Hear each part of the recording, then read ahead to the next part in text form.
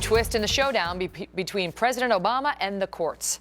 Yesterday on America Live, you saw the president ease away slightly from comments he made on Monday, suggesting the Supreme Court, made up of what he called unelected individuals, should not overturn laws passed by Congress, a group of duly elected representatives. He said to do so would be unprecedented.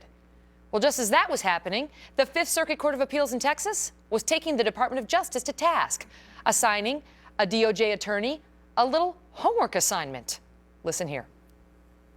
Does the Department of Justice recognize that federal courts have the authority in appropriate circumstances to strike federal statutes because of one or more constitutional infirmities?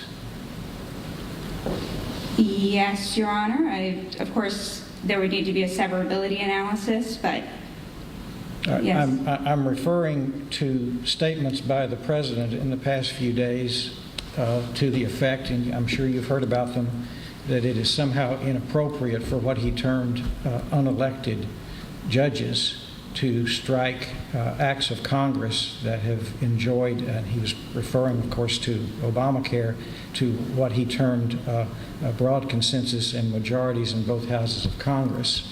That has troubled a number of people who have read it as somehow a challenge to the federal courts or to their authority or to the appropriateness of the concept of judicial review, and that's not a small matter. I would like to have from you by noon on Thursday, that's about 48 hours from now, a letter stating what is the position of the Attorney General and the Department of Justice in regard to the recent statements by the President, stating specifically and in detail in reference to those statements what the authority is of the federal courts in this regard in terms of judicial review. That letter needs to be at least 3 pages, single space, no less, and it needs to be specific.